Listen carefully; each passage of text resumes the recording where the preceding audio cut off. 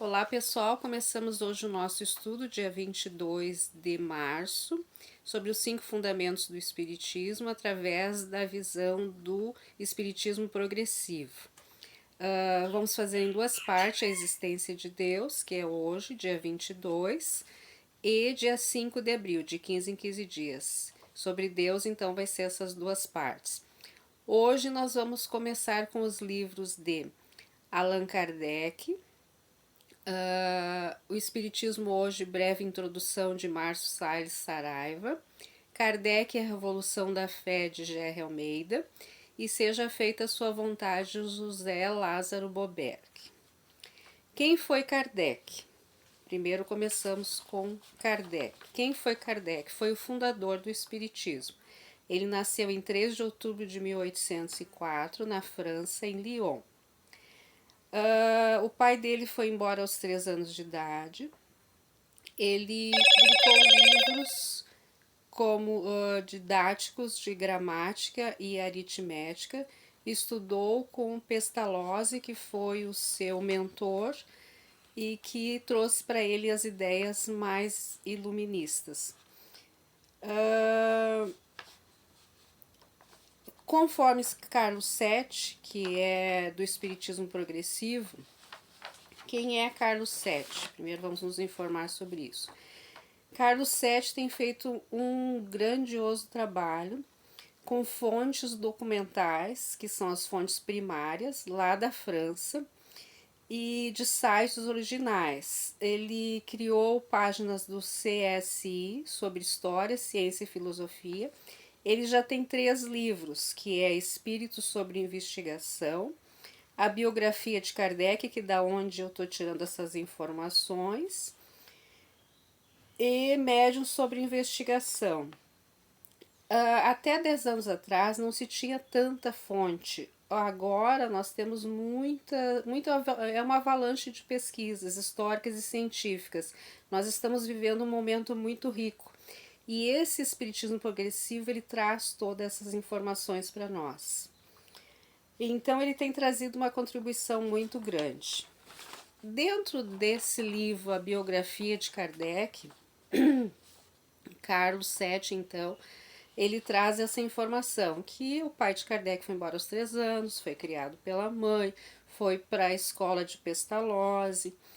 Muitos diziam que ele teria sido médico, ele não foi médico, não tem nenhuma comprovação disso.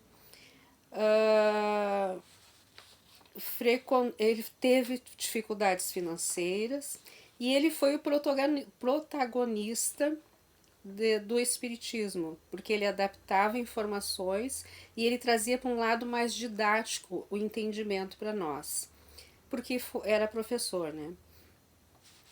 Ele criou também a revista Espírita, que era todos os meses ele publicava artigos nessa revista. Casou-se com Amélie Boudet, era uma esposa mais velha, não tiveram os filhos, mas conforme a informação da biografia de Carlos VII, eles tiveram uma filha adotiva que morreu jovem também. Ele desencarnou em 1869. Nós temos mais de 80 biografias sobre Kardec e essa do Carlos VII ela é a mais atual e ela vem de fontes primárias, né, que é o mais importante. Sobre como Kardec ele chegou ao conhecimento da comunicação dos espíritos, nós vamos falar na comunicabilidade dos espíritos, que vai ser a última parte do nosso estudo. Depois nós falamos mais.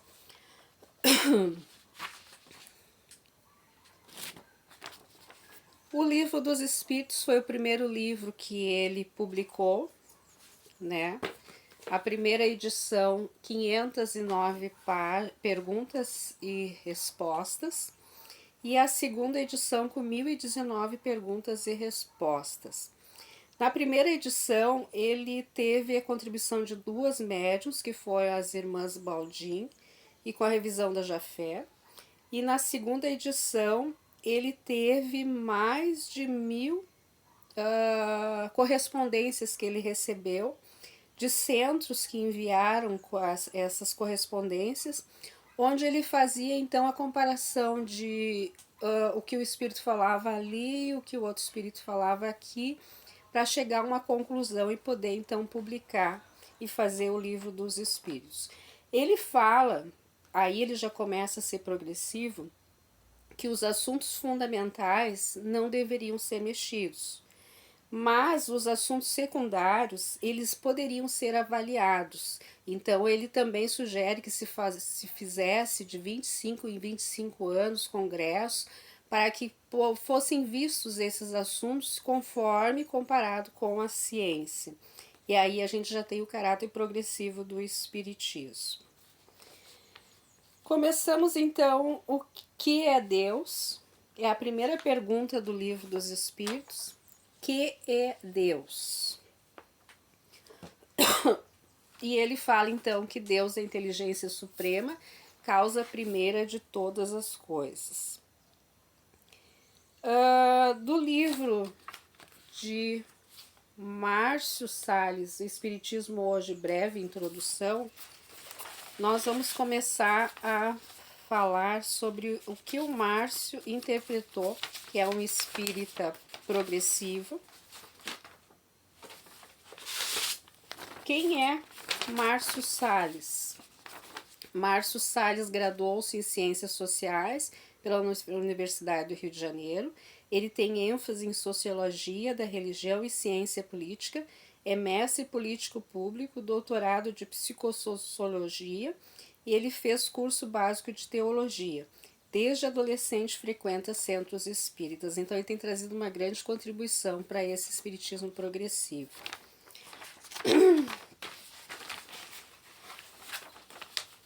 O que Márcio Salles diz nesse livro dele, que é um livro muito interessante? Com exceção dos ateus, que não acreditam em qualquer tipo de divindade, e agnósticos, para os agnósticos, se há uma divindade não podemos compreendê-la, há três concepções básicas sobre a divindade. O teísmo. Deus é uma pessoa que se relaciona com os seres humanos em particular e intervém na história. Então, esse é o teísmo. Ele intervém na história, intervém na vida das pessoas. O deísmo. Deus é um mecanismo cósmico, criador de todas as coisas, organizador, mas não é uma pessoa. Não intervém na história ou nas vidas individuais. Não é masculino nem feminino. Sua origem está na causa primeira de Aristóteles, Renascimento e Iluminismo. E politeísmo. Há vários deuses no universo, numa visão mais panteísta. A divindade está presente em todas as coisas criadas. Exemplo, mar, fogo, tudo é divindade. É uma religião grega clássica do Império Romano e assim por diante. Onde estaria o espiritismo kardeciano? Que é Deus? Inteligência suprema, causa primeira de todas as coisas. Percebe? A pergunta não é quem é Deus. A pergunta é, que é Deus? Foi a pergunta que Kardec fez. A resposta não deixa dúvida de que a posição do espiritismo é deísta. Você já sabe que o híbrido espiritismo brasileiro tem forte conotação religiosa. Nós aqui no Brasil nós tivemos uma forte conotação religiosa. Qual é a concepção de Deus na prática que foi adotada aqui? Isso nós podemos conversar. Em nosso espiritismo há um renascimento do teísmo. A proposta primeira de Kardec foi do deísmo. O que seria o deísmo? Que Deus é um mecanismo cósmico, criador de todas as coisas, organizador, mas não é uma pessoa. E o que seria o teísmo? Que Deus seria um ser que está lá no céu, investigando a vida das pessoas e trazendo castigos e recompensas, e essa parte filosófica que vem junto com parte religiosa que o Espiritismo pegou no Brasil muito fortemente, esse teísmo, ele faz parte ainda dessa parte desse nosso espiritismo conservador, de fundamentalismo religioso, que é onde o espiritismo progressivo, ele traz mais informações de que nós somos deístas, que nós viemos do deísmo.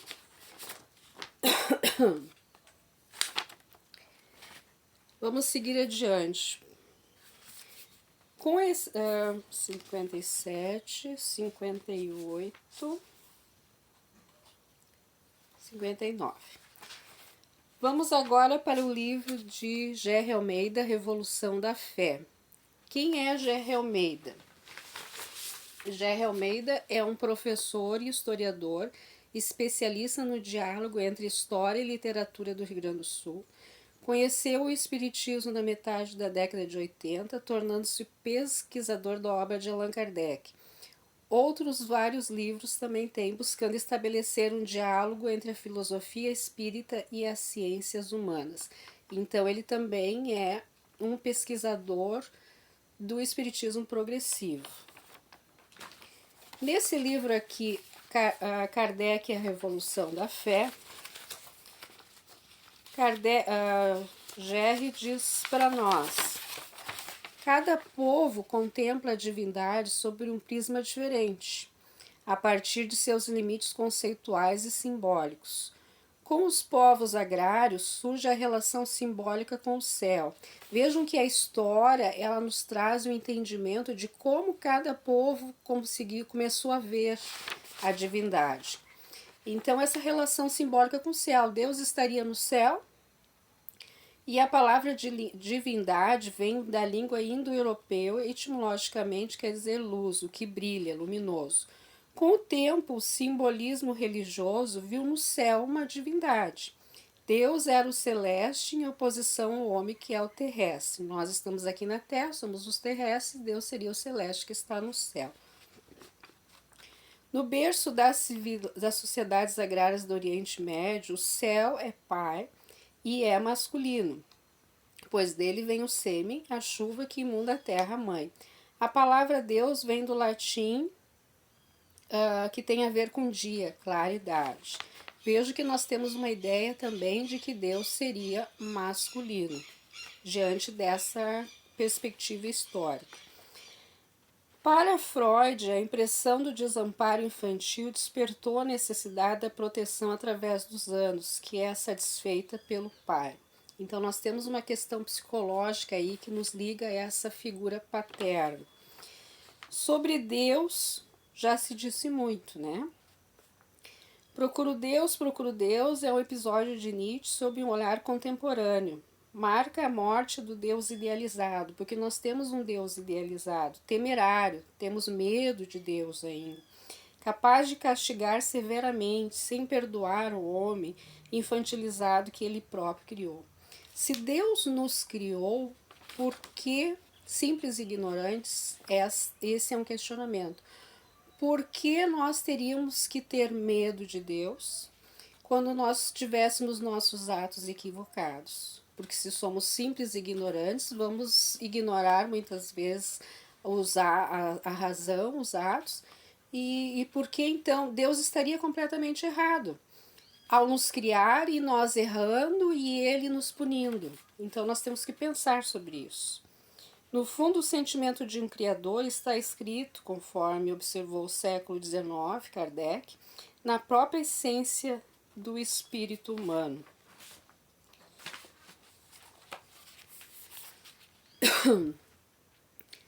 O historiador francês Jean Delume, na introdução de sua magnífica obra História do Medo do Ocidente, em um depoimento pessoal, conta que quando tinha 10 anos e uma noite de março, um farmacêutico muito amigo de seus pais morrera de forma súbita. 10 anos depois, seus pais o transferiram para um colégio de orientação religiosa salesiano. A manhã da primeira sexta-feira de cada mês era consagrada as litânias de Boa Morte, ou seja, os alunos na faixa dos 12 anos eram reunidos para a leitura de um texto ou de orações que traduziam inquietações sobre a morte, sempre seguidas da frase: Misericordioso Jesus, tende piedade de nós. Essa prática, na essência, refletia uma longa tradição da pedagogia religiosa. No centro dessas frases dramáticas que as crianças regularmente repetiam estava a ideia da culpa, minando suas consciências, vinculada a uma teologia do medo. Jean relata que durante todo o mês, num período de 2 anos que permaneceu nessa escola, o traumatizante conteúdo religioso fortaleceu ainda mais seu medo, não somente pela morte, mas pelo que viria para muitos após ela, o inferno. Vejam que essas ideias estão muito arraizada ainda no ser humano. Um sentimento de insegurança estimulado pelos eventos reais, tais como guerras, proliferação de doenças, como o caso de peste negra que vitimou milhares de pessoas na Europa do século XIV. Das intempéries climáticas e seus efeitos devastadores sobre a agricultura e o medo teológico que fortalecia nos indivíduos uma busca por conforto e segurança espiritual faziam parte do universo dos temores humanos no Ocidente cristão. Vejam que essas ideias ainda fazem parte do nosso momento. A necessidade, por sua vez, da religião dominante em confundir os fiéis pelos caminhos da obediência aos princípios teológicos por ela formulados encontrava um arcaico sentimento humano, o temor, o importante aliado. Então as pessoas, por medo, começaram a acreditar em Deus e temer esse Deus. Essas são as ideias teístas, que não é a primeira ideia que Kardec nos traz sobre Deus. Durante muito tempo da história ocidental, num período de disseminação de certas doenças, ou por ocasião de terremotos ou outros abalos naturais, a população atingida buscava na religião esclarecimento para os seus sofrimentos. E ainda hoje as pessoas buscam na religião o conforto e o esclarecimento para os seus sofrimentos. A explicação religiosa assegurava que Deus, irritado com os pecados de uma população inteira, decidira vingar-se, portanto convinha apaziguá-lo fazendo penitência. E começam aí as penitências. O medo de Deus permanecia na mente de tantos sujeitos que viam nas pestes e outros abalos naturais a era divina. Deus então estaria com uma ira do mundo e mandaria essas pestes e esses sofrimentos. Mas os sinais dessa cólera divina podiam vir também do céu pela passagem de cometas ou pelos eclipses que provocavam sentimentos de pânico pela ideia do juízo final ao fim dos tempos. Deus foi transformado pela ignorância humana num carrasco ávido por vingança. Deus então estaria se vingando de uma humanidade onde ele mesmo teria criado essa humanidade. Vejam que não há lógica nisso. Havia, no entanto, algumas formas de atenuar essa relação da criatura com o Criador. Submissão a ele. Sendo um bom cristão, o que equivale dizer sendo submisso e fazendo penitências regulares. Todavia, essa ideia da punição divina não é uma exclusividade do pensamento cristão. Os gregos divinizavam Deimos, o temor, os fobos, o medo da fobia, realizando múltiplos sacrifícios rituais para harmonizar as relações entre os indivíduos e esses deuses. Os romanos possuíam também sobre esse aspecto divindades correspondentes às gregas, e assim por diante. A ideia de que a divindade pune os homens culpados é sem dúvida tão velha quanto a civilização.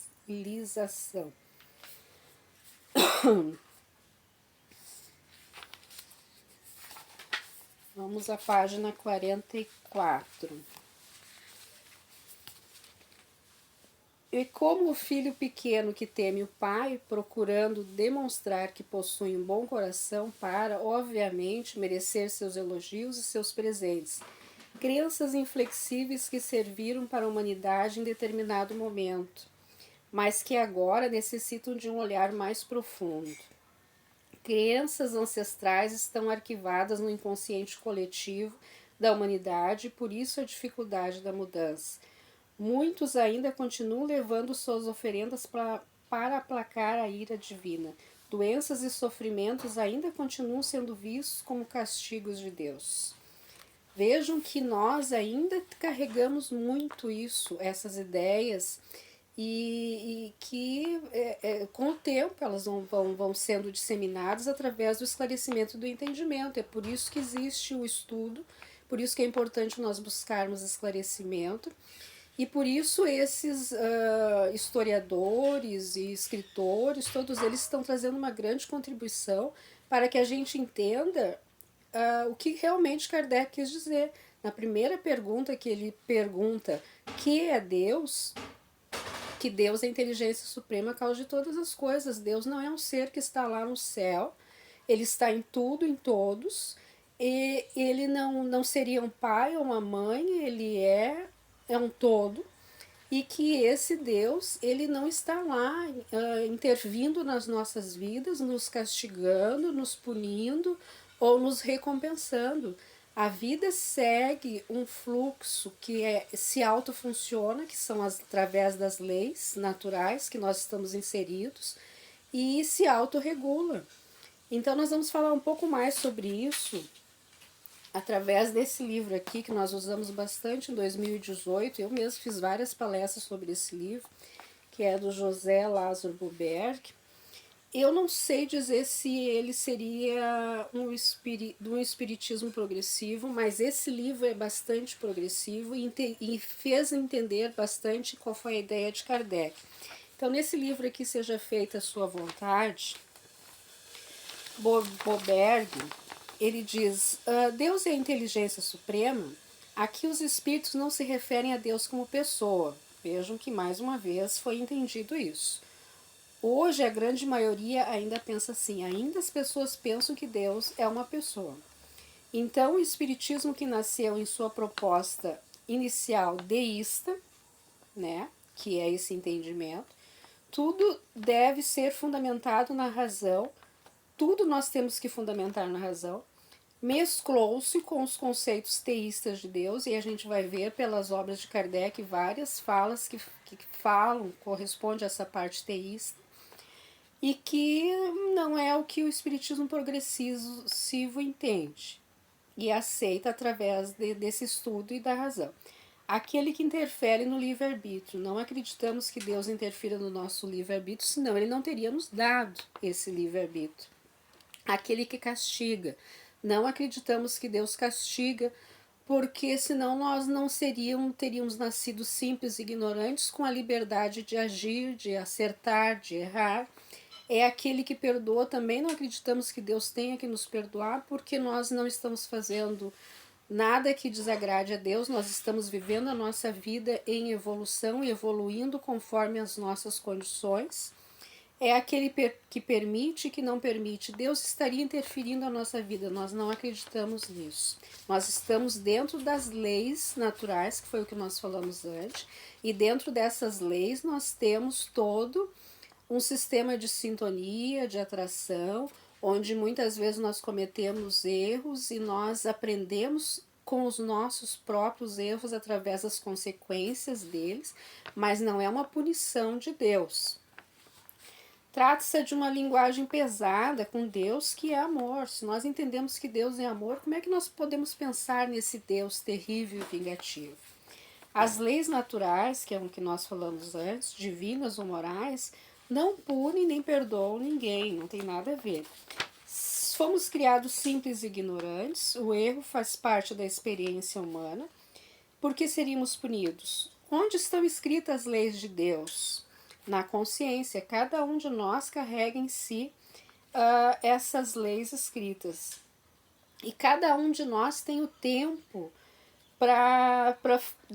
na medida da razão, para irmos individualmente evoluindo conforme essas experiências e as nossas necessidades.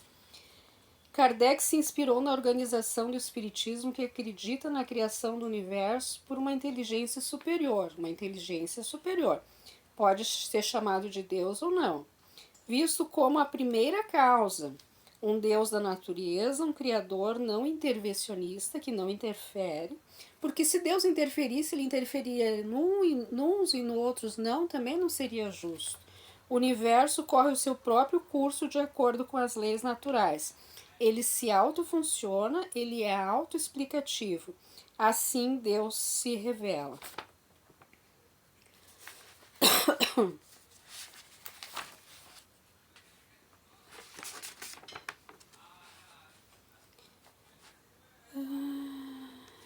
Deus